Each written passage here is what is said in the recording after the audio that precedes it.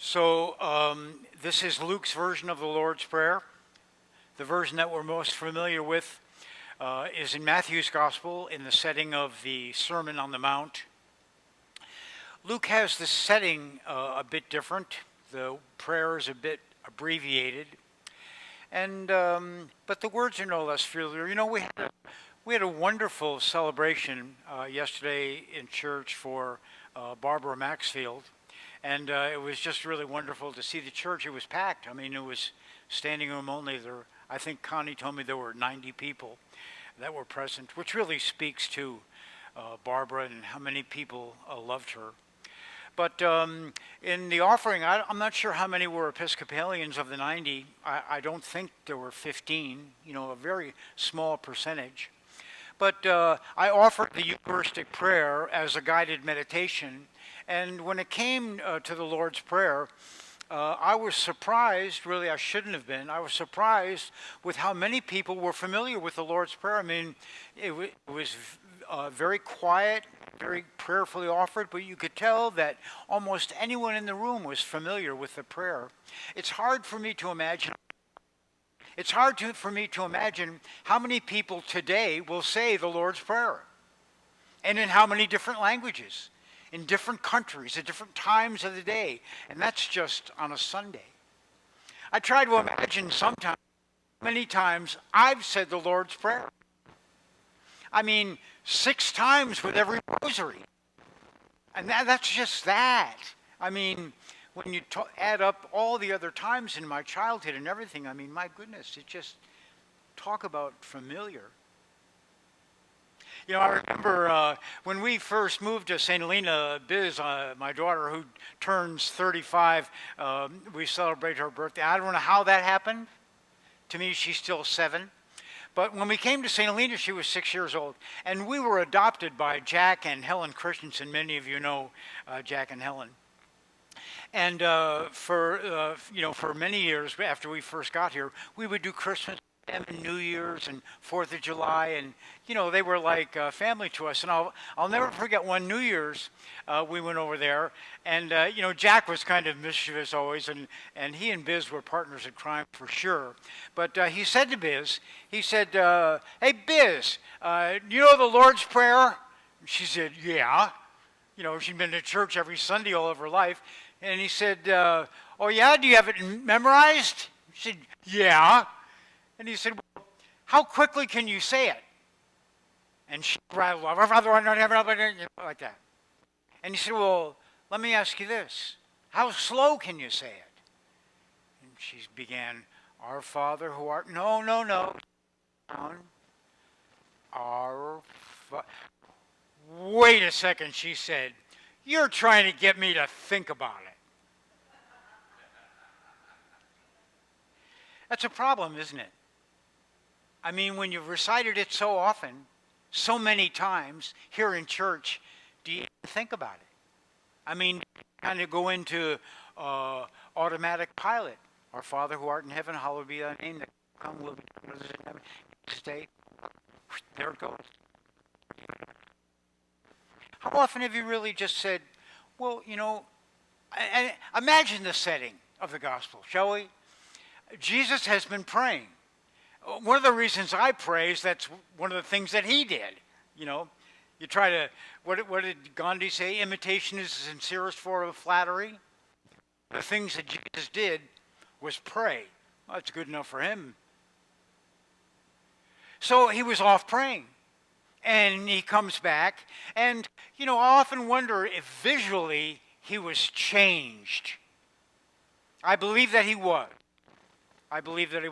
Wasn't like the Mount of Transfiguration where the clothing was radiant white and the clouds and a voice, But I bet there was a look about him that was obvious and obviously different. Their imaginations must have been intrigued. These are working men. These are seamen. And you know the kind of language that they're accustomed to. I doubt that any one of them got up and did an hour of centering prayer before going to the boats. and they said, "We want some of what you have. Teach us." Now, in all of your careers and the things that you've been interested in, you've had teachers. You know, I remember when I started needlepoint, I had no clue. And so I went to the person at the needlepoint store and I said, "Teach me." Same with woodworking. I love to go and sit at the feet of people who know what they're doing and can teach. Teach me. Teach me. It's fun. One of the greatest things about life is learning. I mean, teach me. I like what you do. I want what you have. Teach me. And so they said, "Teach us to pray."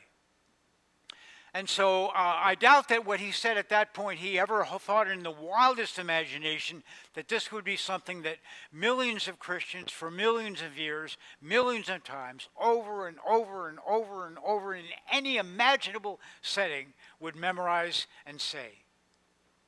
That usually, if even two or three people get together and join hands, one of the things they will do is say the Lord's Prayer.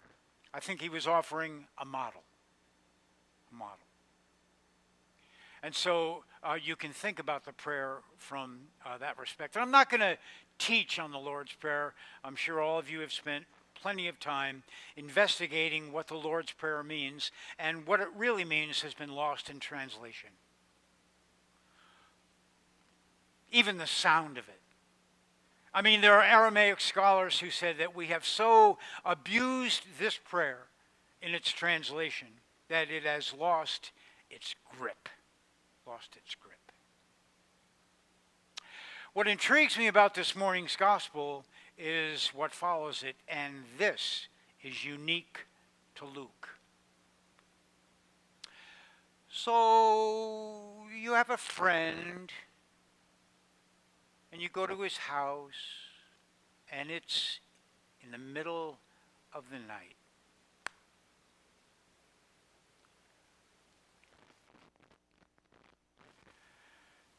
"I need some bread. You know the hospitality rules.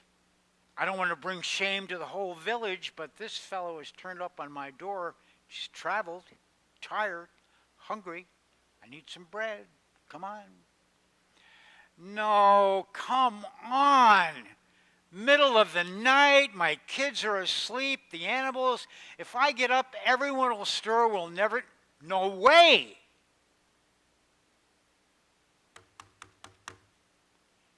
"Need some bread."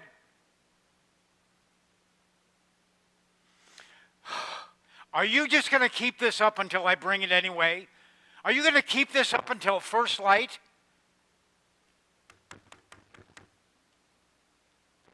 "Okay, I'll get you your bread." So every now and then, Jesus offers a very stark comparison of contrasts. This is how you would respond. "It's late. I'm in bed. My children are asleep. I'm not doing it." But if somebody pounds, if somebody begs, if somebody perseveres, if somebody pesters, you'll get up and you'll do it. That's the way it is with people. That's not the way it is with God. That's not the way it is with God. No pestering allowed. Anybody have kids? Anybody be a kid? Anybody have a relationship and understand the parent-child relationship? If you ever have your kid that you know they really want something, you know that they want it, you'd do anything, wouldn't you? You'd do anything to provide it. Anything. And let's say they ask for something simple. A fish.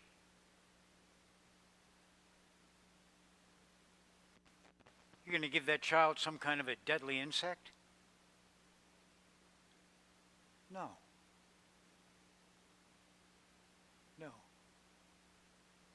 Well, if it's that way with just human parents, let's take a look at how it might be with God. And so here's the instruction. And this is what I take very literally. And, you can take it with as many grains of salt as you wish. Ask. Ask for what? A car? A house? More money? Healing from cancer? What? Ask. Ask for the Holy Spirit. Ask for the Holy Spirit. Seek. Seek what? Fame? Celebrity? Forgiveness? Seek what? Seek the Spirit. Seek the oneness that is inherent by virtue of life. Knock. What do you really want? What do you really want? Do you even know what you really want? And what you really want is God. The promise, ask, you'll receive. Knock, the door will be open. Seek, you'll find. It's a hunger. It's a hunger. Some have it, not all do. And this, of course, see, people would pray more if they knew how powerful it was. When the disciples asked Jesus to pray, he didn't want to just give them a model, he wanted to give them a reason. No one has to tell you to eat. You know what it's like to be hungry. No one has to tell you to drink. You know when you're thirsty. But people need instruction in order to know how generous God is and how willing. How willing. So the prayer is model what? For how to receive. How to bring for the gift to come in. It's so easy to misunderstand prayer. I was telling a friend of mine when I was chatting with him, I know him to be a person of, let's put it, intense skepticism. And I told him, I said, we were talking about the death ride, and I said, I'm going up into the Sierra but to participate in the death ride, but I'm cheating a little bit. And he said, well, what do you mean you're cheating? And I said, well, I've enlisted a lot of prayer. And he said to me, prayer's not what's going to help you up there, Mac. You get up into that elevation and that heat, and prayers won't make any difference. And, I was kind of, I knew that when I told him that I had failed, I knew what he would think. That the prayers didn't work. I think about this magnificent prayer that we've been offering every Sunday now, which is falling apart right before our eyes. And we're praying for leadership. We're praying for no violence. We're praying for justice. We pray for, how many prayers have you offered that have never been answered? Because you want them. I'm just questioning, are we asking for the right things? And it's because when we offer this prayer and it's so far from being even remotely answered, you lose your faith.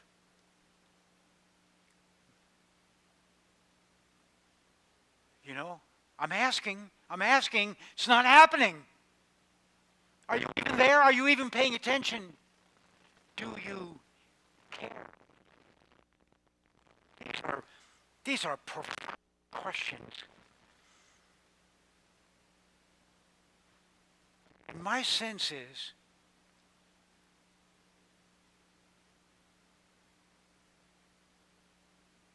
my experience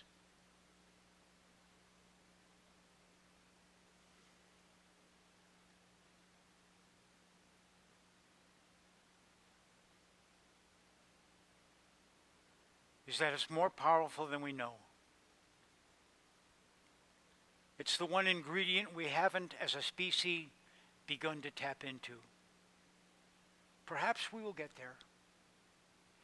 You know, the work of the neurologist Andrew Newberg, many of you are familiar with his book, Your Brain on God. They're now beginning in the lab to begin scientifically to ascertain what actually happens in the midst of prayer and meditation. And it's funny, because the activity of what they call the parietal lobe, which is where the predominant self-identifying properties of the brain are really animated, the parietal lobe, the blood is taken from that area to the frontal lobe. And what happens in the midst of meditation, and they've done this with thousands of case studies, is that the flow of blood to the parietal lobe is diminished, and the flow to the frontal lobe is increased. And what happens is that the sense of self is diminished. You lose yourself in prayer. And that's why the model that Jesus offers said, "Our Father who art in heaven." That's the entire focus of the prayer. Bring me in. Bring me in. Bring me in. I'm not as important as you are.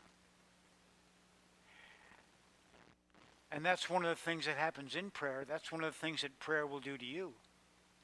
And the interesting thing that the neurologists are telling us is that over time and with persistence, your brain changes. You decrease. And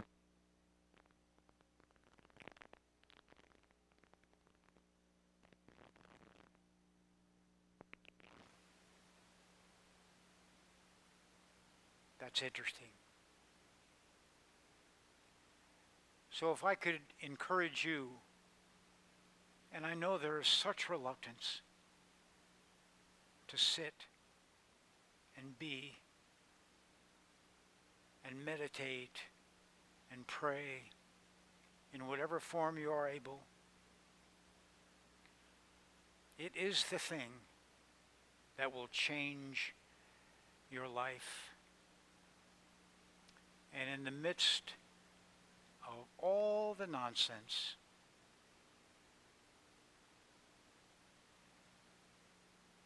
calm the sea.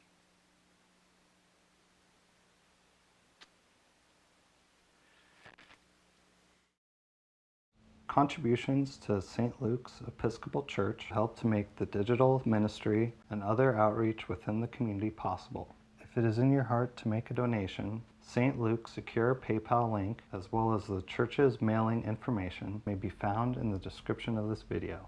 Thank you.